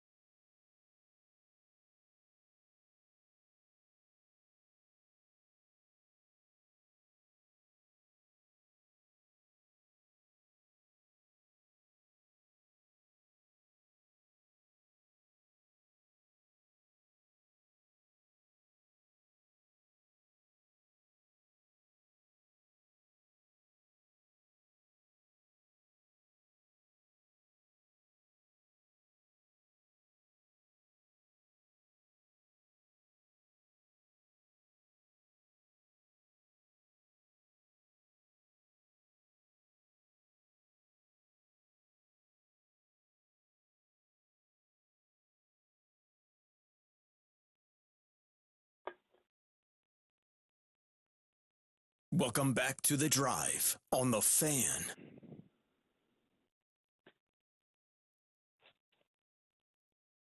Yeah, welcome back, everybody. Fan Sports Network. It's The Drive, and we are stoked, for lack of a better term, excited. Paulie, what's another word? Elated. Big word there for our next guest. We've been hyping him all week long, all morning long. Phil Still joining us now. Phil Still, you see him all over college football. And, of course, his college football preview magazine is 380 pages of just football greatness. Phil, good morning. Always good. We know football season is right around the corner and close when we have you on the show. It's so good to talk to you. Hey, always good talking to you guys. And, camps are starting to open, so football is growing nearer and nearer every day. We want to get to, we want to talk about the national championship, want to talk about some of his favorite teams going into the season. Obviously, we want to talk about Utah, BYU, Utah State, some of the teams that we follow along with, and even touch on SUU and Utah Tech. Not only does Phil do the FBS magazine, but he's got another FCS magazine that you can get your hands on as well, Books A Million, Barnes & Noble. Phil, I'm curious. I want to start with the national champs first. Indiana, Kurt Signetti, obviously Mendoza gone, but what is the likelihood that this team will be right there in the college football playoffs again coming out of that conference? That is not a surefire lock for Indiana Hoosier football, who was a Cinderella story to say the least last year. Yeah, I give them a great shot at getting back to the playoffs this year. And it goes over my first conversation I had with Coach Signetti when they were moving up from the FCS to the FBS at James Madison. They had lost their all-conference quarterback. They're taking the step up in level, FCS to FBS, and they didn't have any experience at quarterback. So I'm like, well, Coach, I'm probably going to struggle a little bit at quarterback this year. He's like, Phil, I've had an all-conference quarterback every year I've been a head coach. I'll have one this year. And guess what? They did. And he's got Josh Hoover to work with, for crying out loud. This guy's thrown for over 10,000 yards in his career. He's got like over 70 touchdown passes, and he can also be mobile. They've got a great supporting cast. I rate him a top 5 offensive line. They've got the receivers with Charlie Becker. They had a Nick Marsh from Michigan State. Defensively, they're loaded. And when I look at the schedule this year for Indiana, there's only one game I don't have them favored, and that's at home against Ohio State. And that game, I've got Pick'em. So I think when you look at Indiana, they've got a great shot at getting back to the playoff. And I'll ask you guys, did you know Indiana had that many fans that they could take over stadiums? No, but they came out of the woodwork, man. I knew they had that many basketball fans. They just had to change their jerseys out and switch sports. But, man, that was crazy, wasn't it? Yeah, it was. Yeah, I love it. Yeah. Hey, Phil, talking about taking a step up, I noticed on your list of top quarterbacks, you have Drew Messamaker listed pretty high, and I'm a huge fan of his. How do you think he will perform, though, now for Oklahoma State? Well, he's got his whole offense with him from North Texas last year. Running back and everything. He's got the head coach coming back, and I don't think they're going to get to last year's level, which was like 45 points per game, but they are going to be very good. And remember, Drew Messamaker didn't even start a game in high school, which is almost unfathomable to think of. I remember watching the bowl game that he got his first start in, and they're like, okay, Drew Messamaker, he's never started a high school game. And you see this guy throwing darts left and right, and you're just like, why didn't this guy start a game in high school, for crying out loud? He is 6'3", 216 pounds. He's just super talented, and I think he's with having his receiving core there, we're having Caleb Hawkins there. I don't think they'll match last year's numbers at North Texas, but Oklahoma State last year averaged 14 points per game. This team will at least double that, and I'm going to say about 35 points per game. So we're talking about a massive increase for Oklahoma State this year, Tara. Yeah, I like that. All right, Phil, one of my favorite things when I pick through your magazine every year is the surprise teams list. And the Beehive State owns 2 of your top 5. At number 5, the Utah Utes, and all the way at number 2 is the BYU Cougars. Of those 2 teams, who has a more substantial chance to make a legitimate playoff run? I am going to go, I think both are really, really good, but I'm going to go with BYU because of the line of scrimmage. And talking to Coach Satake, as I have for the last 11 years, I could tell you I got off the phone with him this year, And I was like, damn, that's the best team he's put on the field in 11 years. This is a big offensive line. They average like 325 pounds. He feels they go three deep. You look at them defensively, they've got Schonover and Tanavasa and Kirkland. I think Kirkland's going to have a breakout year this year at the nose tackle position. They got Glasker. They do lose Jack Kelly, but they add in Kade Olave from Cal, which was a huge pickup. They got Johnson and Satula in the secondary. And then how about last year? Bear Bachmeier didn't even join the team until the fall. He wasn't even there for spring as a true freshman. I love watching a 47 play quarterback. I just got to be honest with you. But then a dangerous runner and passer. They also had L.J. Martin back. This is a loaded BYU team and the best one that Satake's put on the field. Now, I'll tell you, with Utah, when I look at them, Utah is a team that I originally thought, okay, Whittingham's gone. They lose some key players, like on the offensive line and the defensive line. I'm not sure how good they'll be, but after going over the team with Coach Scally, I think they're going to be pretty good this year. They've got Dampier back at quarterback, along with Ficklin. I mean, put either guy in the game. In fact, you're going to see both guys on the field at the same time at times. They've got Parker back and Bray back at running back. Biggest question mark's offensive line, because last year they had a legitimate Joe Moore Award contending offensive line. I'm on the Joe Moore Award committee. You had two offensive tackles that were both top draft picks. That was a loaded offensive line. Now all five starters are gone. Question mark there. And defensively, lose all four starters from the defensive line. But after going through the schedule, I had them favored in their first 8 games. A huge, huge game is going to be when they host BYU. And it's always tough to win in Salt Lake City. It's one of the best home field advantages out there. This team has lost just, I think it's 8 games in the last 8 years at home, so they're very tough to beat at home. They do play Arizona and TCU on the road after that, but I think Utah's a legitimate contender in the Big 12. Who's a guy that Morgan Scalley's really high on? There's one guy in particular that I'm watching closely that I think could be a star for them. He traveled last year, didn't play a lot. That's a kid from our neck of the woods here in Cyrus Polu. Did Coach Scalley mention him at all, Coach, or is he something that's kind of going to be developed over the season? Yeah, he was. Coach Scally called him a star in the making, so that's a good thing to have. A good eye on your part. This guy is 6'1", 225. He was my number 45 rated linebacker coming out of high school. Got his feet wet last year as a true freshman.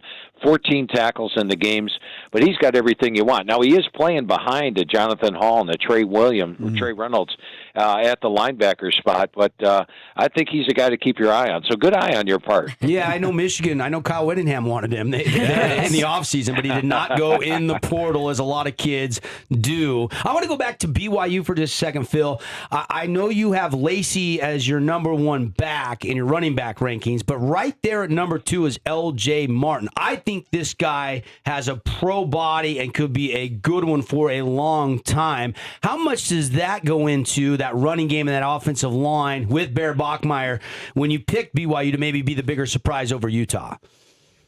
Yeah, and as mentioned, the thing I really like about BYU, offensive line, defensive line, they're loaded, they're big, super talented, but L.J. Martin is a guy, this guy's built like a truck. Yeah. And Coach Satake told me that he got a lot faster this year. So, you add more speed to that 235 or 225 pound, 6'2", 225-pound guy. You're talking about a back that, and having Sione Moa back to take some of the snaps off him. He was banged up last year. And didn't really get a ton of carries. Having him there to take some of the snaps off L.J. Martin's going to keep Martin fresher late in the games. I think that's going to be a dynamic combination of running back. A lot of people say BYU, the biggest question mark is at wide receiver. They graduated Chase Robertson, a couple guys. Obviously, we know about Parker Kingston. He's not with the program anymore. But I know people inside the program think that they're going to be sneaky good. Walker Lyons keeps popping up, the big tight end. What did Kalani say about his receiver core specifically? Yeah, he feels it's a very good group, and they've got size now. Not only, you talked about the big tight end and Walker Lyons, 6'4", 245, coming over from USC. But how about the wide receiver? They get in a guy from Oregon and Kyler Casper. This guy is 6'6", 212. So you're talking about are pretty, and they joined JoJo Phillips. Guess what? 6'5", 205. So when they're out there battling those cornerbacks, they're going to get a lot of the jump balls. I think you still have a Tiger Bachmeyer. You got legend Glasgow, the true freshman coming in, who had a really good spring. He's a big time playmaker and the deep threat. So if you're concerned about the big guys, then you got legend blowing by you. I think it's going to be an underrated receiving core this year. Phil wanted to transition down to Logan, Utah, with the Utah State Aggies entering the second year of Bronco Mendenhall's tutelage in the inaugural season in the Pac-12, 6-7 a year ago. McKay Hillstead, who's been on an odyssey as a career, started Utah State up to BYU, back to Utah State as the presumed starter. What do you see with the Aggies this year? This is a transfer portal heavy team. Of course, most of the group of six teams are transfer portal heavy, and when I go over the team with the coaches from the group of six, they'll start talking about a player, and they're going to get excited. They're like, "Oh man, this guy's got size. He's got speed. He's going to be dominant this year. We won't have him next year." They pretty much know that if they develop somebody, they're going to get bought by the Power 4 teams the next year. When you look at Utah State this year, they do have some players coming back. 5 starters on offense, 6 on defense. So there is a spattering of talent here, especially on the offensive line. I like Jimmy Liston. I feel he's an NFL caliber dude at center. They've got solid guards. So the interior of the offensive line looks good. Hillstead coming in from BYU is a nice pickup. The running backs could be solid. I just think they're playing in a pretty tough conference in the Pac-12. When I look at the Pac-12 this year, I see a top 4. I see Boise State, which is a group of 6 playoff contender, Fresno State, which could surprise, Texas State, which has underachieved the last couple of years but has a ton of talent, and then San Diego State, of course, which was up there. And they're going to have a much more explosive offense now that Jaden Denegal is 100% healthy. Last year he was banged up the entire year. You had him and a Lucky Sutton and a solid offensive line. I think San Diego State's going to be solid. So I put them in the second half of the Pac-12 this year. But Bronco Mendenhall, going back to, just 2 years ago when at New Mexico, surprised me. Getting Utah State to a bowl game last year surprised me. So what's to say he doesn't surprise me again this year and have him finish better than I thought. All right, I want to move to your top 10 Heisman list, Phil. You have 9 quarterbacks and 1 wide receiver in Jeremiah Smith. Are we entering an era where the award has essentially become a quarterback trophy, or do you think a player like Jeremiah Smith can realistically break through? It has become a quarterback trophy, but I do think the Heisman voters almost at the end of the year are. I'm a Heisman voter, and I don't have the thought process. But what I'm saying is I think a lot of them have the thought process of, let's pick a guy that's not a quarterback to be there. So I think that's an advantage. Yeah. Maybe if we see Jeremiah Smith do something besides just receiving, that would be a help. One guy to keep your eye on if you're looking for a non-quarterback this year, and that would be Malachi Toney of Miami of Florida. This is a guy that he looked good in the postseason. And you know what? Last year, he was their leading receiver. He had 1,211 yards. He was their number 4 rusher at 113 yards rushing. He actually threw 7 passes last year. And then, of course, he's a dangerous return man. He was the top punt returner last year with 298 yards. If he's doing it all like that, I think Malachi Toney could step in there. But if you're looking for a dark horse for the Heisman, I'm going to give you a guy that's a 20-1 shot. You ready? Yeah. Gunnar Stockton of Georgia. Now, this guy last year against ranked teams had a 16-2 ratio. He's outstanding on 4th down. He's outstanding in the 4th quarter. He's playing on a Georgia team and a key to the Heisman, your team has to be contending for a title. Right. Georgia will contend for a title this year. They've got the running game, the offensive line, the receivers to support them. Watch Gunnar Stockton. Nobody's talking about him. He's not in the top 10 odds. Odds are 20-1. Wow. Maybe put a little something on that one. I love it. Phil Steele, our guest here on the show, philsteele.com. You can download the digital magazine. You can pick up the hard copy at Barnes & Noble, Books A Million. And, Paulie, I know you're chomping at the bit for another question. We love having Phil on the show. Absolutely. Phil, you mentioned Malachi Toney, the true freshman, was a stud last year. I think his quarterback is going to be a sensational grab for Miami and Darian Menza. What do you think of the former Dookie heading down to Florida? great pickup. I think he can outdo what Carson Beck did last year. And you know what? Bringing along his top receiver with him, Cooper Barkate from Duke, that's a nice little piece to bring with you, the familiarity that he has. We saw what Mark Fletcher could do in the playoff, right? Now, if you have one question mark with Miami of Florida this year, it's offensive line, because they only have one starter back. They lose a ton to the NFL. But you know what? I have been talking to Mario Cristobal since his days back at Florida International. I don't even know if you guys know he was the head coach at Florida International. But there's one thing this guy can do, and that is develop offensive line. Every time I do the Joe Moore Award, he's given me his thoughts. Offensive line is a huge priority to him. He's got the pieces to work with. Ryan Rodriguez, I think, is going to have a solid year. They bring in Matthew. They have Matthew McCoy is back. They have their number one offensive lineman out of high school, a freak of a freshman in Jackson Cantwell. I think he develops that offensive line, and that makes Miami a legitimate national title contender. So, yes, I think Darian Mensah is going to have a great year. You know, as you're talking about Mario Cristobal, it reminded me of the time when he came to St. George, not far from our studios here in Utah, and recruited Penei Sewell and scooped him up from Nick Saban, who also made a visit to Desert Hills High School. Yeah. And Cristobal sold him on the developmental piece. And now look at Penei, one of the most expensive offensive linemen, highest paid offensive lineman for the Detroit Lions, a top 10 pick in the NFL draft. So I believe you, Phil, when you're talking about him developing offensive linemen, because we've seen that firsthand. All right, before we run out of time with Phil, I want to jump into the FCS just for a couple of thoughts from you, Phil, on our hometown teams, and Utah Tech here in St. George, and then 45 minutes up the freeway, we got Southern Utah University. Let's start with Utah Tech. I mean, we feel like they made significant strides. Paul and Tara and I were at their practice on Saturday. The three quarterbacks, their top three quarterbacks, looked pretty good. When you look at Utah Tech, what do you see as they go into the Big Sky leads you to believe maybe they can double their wins from last year, or at least be relevant and a tough team to beat this year in the Big Sky? Yeah, and I think last year the defense really spurred this team on late in the year. They only got to 2-10. So not a great season, but I agree with you. I think they can double it. It's the third year for their head coach and Lance Anderson. They've got 11 starters back. They do open with Montana State, BYU, and Montana. That's not a great start.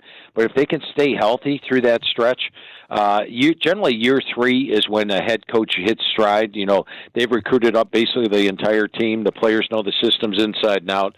So things are looking up for Utah Tech. Not ready to call them a playoff team quite yet, but I think your assessment of doubling last year's win total is pretty accurate. Yeah, I mean, there's some teams in the Big Sky that will be winnable for sure for Utah Tech. And you're right, Lance Anderson, who was with David Shaw at Stanford for all those years, he was in charge of recruiting in Utah, and now third year for Coach Anderson. He kind of got a little light on his face when we interviewed him Saturday morning after practice, and you could tell that he was pleasantly pleased with how fall camp was going. Only 4 days into fall camp. It's early, but it's going to be fun to see.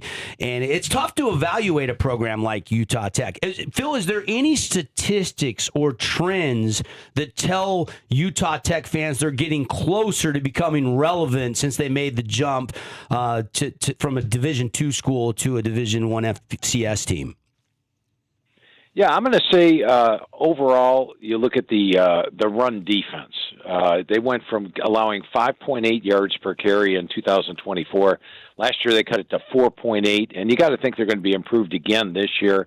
So if you get a better run defense to go along with everything and show that improvement like they did, and like I said, year three is the one thing. If you look at all head coaches, year three is generally the one that they hit their stride. Look at that. Phil Still, little St. George, Utah, busting out yards per carry. Yes. Year-to-year comparisons. He's a walking encyclopedia, folks. Can't get it anywhere else. You cannot. Let's jump up to Freeway I-15 to Southern Utah. Delane Fitzgerald.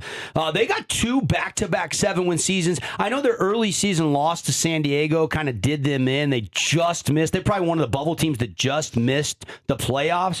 What's it going to take for SUU to move the needle this year for our T-Bird fans listening to the program this morning, Phil? You know, I've actually talked to Coach Fitzgerald. It was either 2 or 3 years ago. We went over the roster with him for, I'm not even know why, but I did. And I think he's the big thing this year is the losses. You know, they've got 7 starters back, but they lose their quarterback. They lose their top rusher to Ole Miss. They lose their top 2 receivers. and they lose 9 of the top 11 tacklers. So, but they do miss Montana State in the schedule, and this is a team that was 7-5 last year, as you mentioned, but they won their last 6 games, so they were showing improvement down the stretch. The fact they only have 7 starters back, it's going to be tough to keep that momentum. But I enjoyed talking to Coach Fitzgerald. I think he's going to do a solid job there, and let's get him into the playoff this year. Let's see how those replacements do in the skill positions. Yeah, Will Burns is going to be the quarterback. We saw him when Bronson got hurt a little bit last year, and then Rand Sawyer, a local product, could be the starting running back. We'll have to wait to see how fall camp evolves. All right, a couple bonus rapid-fire questions for you, Phil. Just some thoughts on who wins the Big 12. I'm curious who your favorite is in that conference. Yeah, I went with Texas Tech, and I know folks are saying, hey, you wrote the magazine, then Sorsby's not playing, so does that change your opinion? Actually, when I wrote the magazine, I thought there's a 90% chance Brendan Sorsby's not going to be able to play this year. In fact, I'd be shocked if he plays. And so I wrote it under the assumption he wasn't going to play. I did list him there just in case he saw the field. Then when they announced he was going to play, I'm like, okay, I got to change my power ratings. And then they announced he's not going to play. It's like, okay, put him back where they were. When you look at Texas Tech's schedule this year, they're going to be at least a 7-point favorite in every single game. And when I talked to Coach McGuire going over the roster with him, one of his biggest concerns, how are we going to battle that bye week this year? So remember they scored 0 points out of the bye last year. He's talking to FCS coaches of how to handle the bye, things like that. But I think Texas Tech is loaded once again, especially on defense. They lose all that talent to the NFL, but they still have, I would say, 7 NFL draft picks in the front 7. Phil, any worry about the health of Will Hammond going into the season? Yeah, you're going to need to see him 100%, at least by week 2 or 3. But I think having a guy like Kirk Francis, their quarterback, is nice because Kirk Francis has plenty of time as starter. And you know what? The quarterback at Texas Tech doesn't have to win them football games. They've got the offensive line. They've got one of the best running back cores in the country with Cam Dickey and Jacoby Williams. And you know who Coach McGuire was actually most excited about was Quentin Joyner, who missed last year with injury.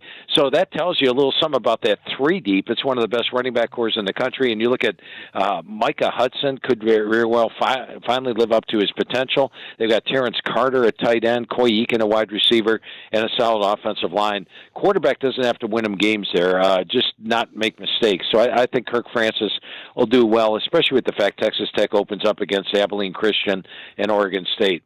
All right, a couple quick questions before we run out of time with Phil Still. Check him out, philstill.com. National championship prediction, Phil. Give us your top 3. I'm going to go top 2. I'll give you Notre Dame, number 1. Best defense in the country, 9 starters back from an outstanding defense. Best offensive line in the country.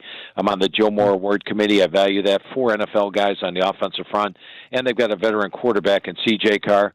And then I talked about Gunnar Stockton at Georgia. That team is loaded. Nobody's really talking about them. That is one of the best defense in the country. Top-notch offensive line, top-notch running game, and Gunnar Stockton. Watch out for Georgia. All right, one more bonus ball. One player that casual fans don't really know about right now, but they will by the end of the season. I like that. I'm going to go with Nick Harbor of South Carolina. This guy was highly rated coming out of high school. He hasn't done much, but his last 2 games at South Carolina were really big, and Lenore Sellers is back at quarterback. Yeah. I think this is the year Nick Harbor finally lives. I mean, this guy is 6'5", 242 pounds. It might be one of the fastest players in college football. I love it. Phil Still, everybody. Phil, 25 minutes of greatness. Always love having you on the show. Pick up his magazine, Books A Million, Barnes & Noble, or go to philstill.com for the digital magazine. Thanks, Phil. Hey, 2 full pages, every FCS team in the digital magazine on philsteele.com if you're an FCS fan. All right, check it out. We got to go. We are out of time. We'll see you tomorrow back here on The Drive.